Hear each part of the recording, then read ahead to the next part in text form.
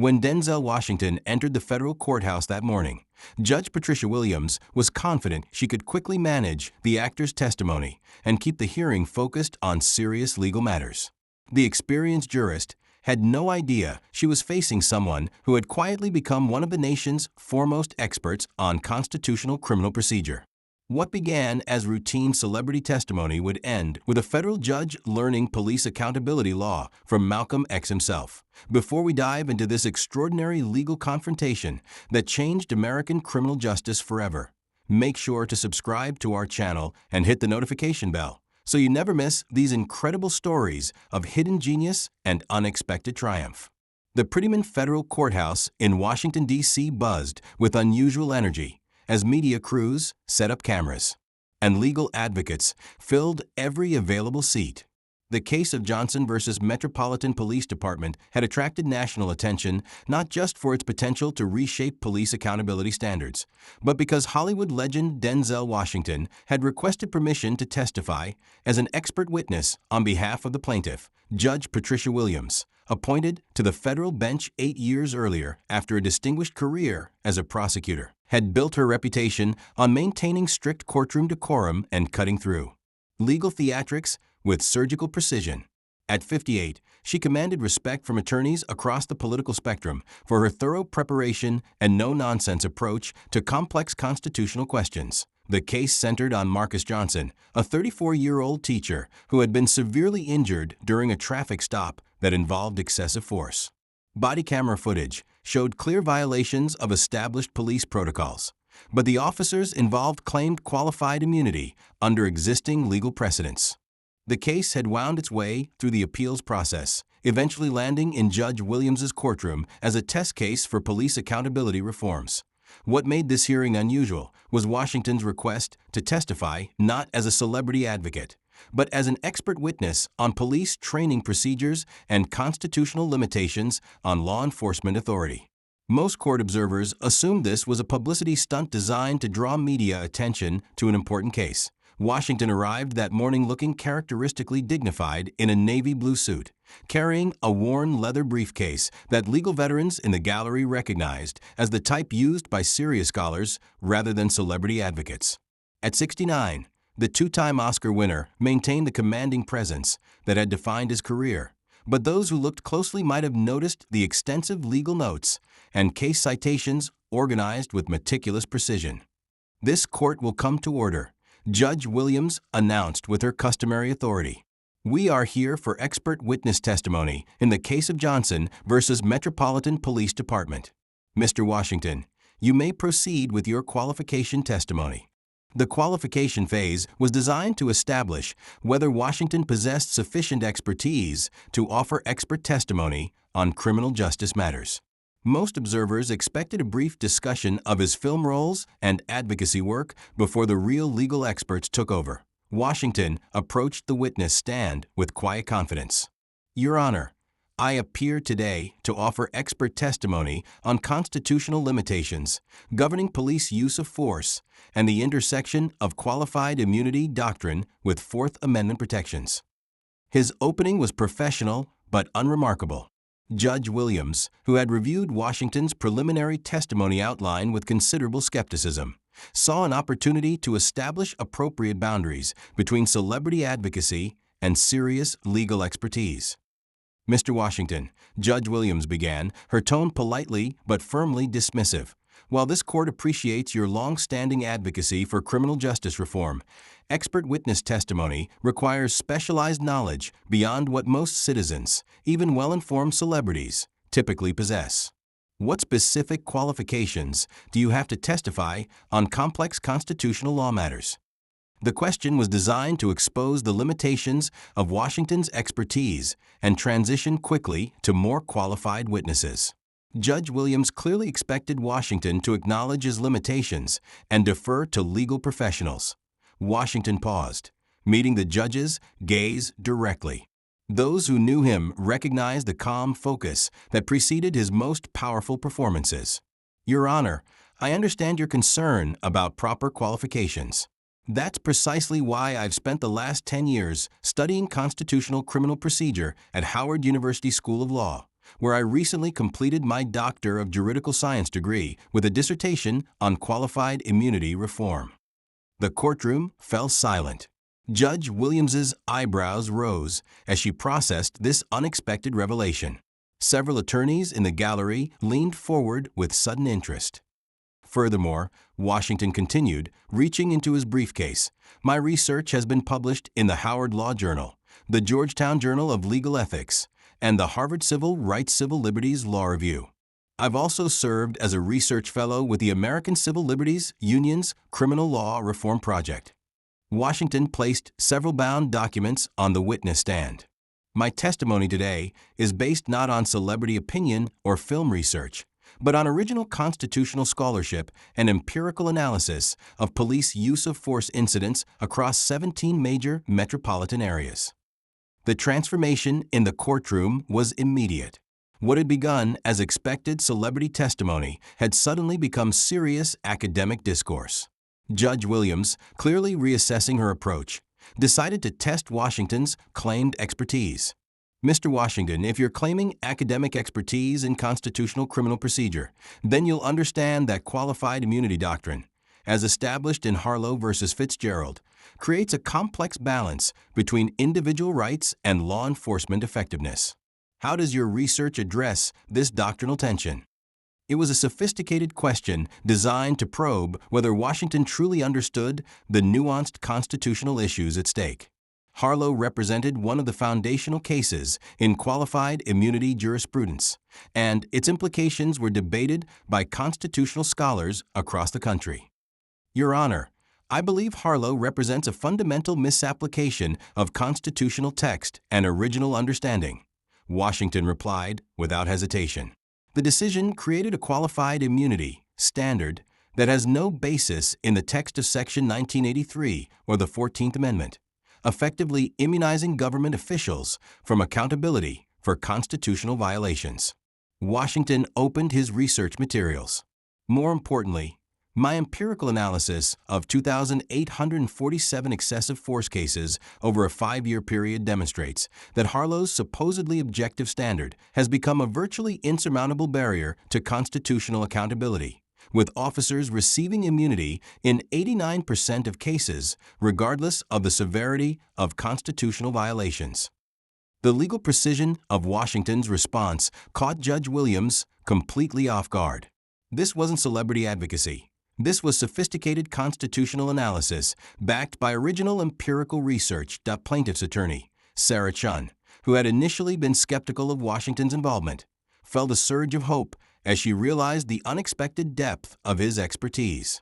The defense team, representing the Metropolitan Police Department, looked visibly concerned as their strategy of dismissing celebrity testimony crumbled. Judge Williams leaned forward, now fully engaged. Mr. Washington, your statistical analysis is interesting, but qualified immunity serves important policy functions. How would you address legitimate concerns about exposing law enforcement to frivolous litigation? Washington nodded respectfully. Your Honor, that concern reflects a false choice between accountability and effective policing.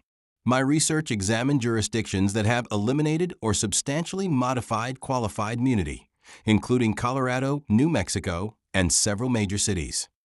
He turned to a specific section of his materials. The data shows no statistically significant increase in frivolous litigation following qualified immunity reform. What we do see is a 34% reduction in excessive force complaints and a 28% improvement in community police relations, suggesting that accountability actually enhances rather than undermines effective law enforcement. Washington's command of empirical data was remarkable. He wasn't just citing legal theory.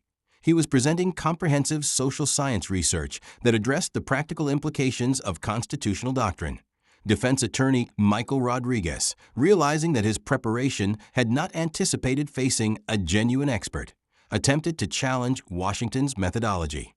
Your Honor, even accepting Mr. Washington's research claims, correlation doesn't establish causation. Other factors could explain these statistical patterns. Washington turned to address Rodriguez directly. Counselor, that's precisely why my study employed multivariate regression analysis, controlling for socioeconomic factors, crime rates, police department size, training protocols, and demographic variables. The relationship between qualified immunity, reform, and improved police practices remains statistically significant even after controlling for these alternative explanations. The sophistication of Washington's research methodology was undeniable. Judge Williams, who had entered the hearing expecting to manage celebrity testimony, found herself presiding over a serious academic presentation that was reshaping her understanding of qualified immunity doctrine. "Mr. Washington," Judge Williams said, her tone now markedly more respectful, "your research methodology appears quite rigorous. But let's address the specific facts of this case. How does your analysis of qualified immunity doctrine apply to the officer's conduct during Mr. Johnson's traffic stop?" Washington opened a case-specific analysis he had prepared. "Your Honor, the officer's conduct in this case violated clearly established constitutional rights under Graham v. Connor's objective reasonableness standard. The body camera footage shows Mr. Johnson posed no immediate threat, was not actively resisting arrest, and presented no flight risk." He continued with growing authority. Under traditional Graham analysis, the officer's use of force was constitutionally excessive. The only question is whether qualified immunity shields them from liability despite this clear constitutional violation. Washington turned to address the broader constitutional principles at stake. This case illustrates exactly why Harlow's qualified immunity standard undermines constitutional protection. The officers clearly violated Mr. Johnson's Fourth Amendment rights, but qualified immunity allows them to escape accountability by claiming the specific factual circumstances weren't previously addressed by binding precedent. His analysis was both legally precise and morally compelling. Washington had seamlessly connected constitutional doctrine to the human consequences of excessive force, demonstrating how legal theory translated into real-world impact on citizens' lives. Judge Williams, now fully engaged with the substance of Washington's testimony, posed a challenging constitutional question. "Mr. Washington, assuming we accept your critique of qualified immunity, what alternative framework would you propose for balancing individual rights against legitimate law enforcement needs?" "Your Honor, I would propose returning to the original text and purpose of Section 1983, Washington replied. When Congress enacted civil rights legislation in 1871, they intended to provide meaningful remedies for constitutional violations by government officials. Washington reached for his historical research. "My analysis of congressional debates from the Reconstruction era shows that lawmakers specifically rejected proposals to immunize government officials from civil rights liability.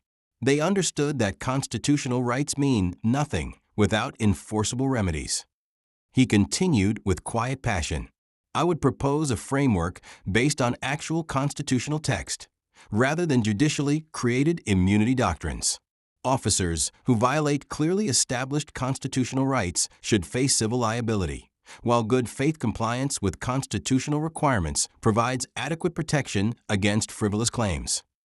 Washington's constitutional originalism was sophisticated and well-researched.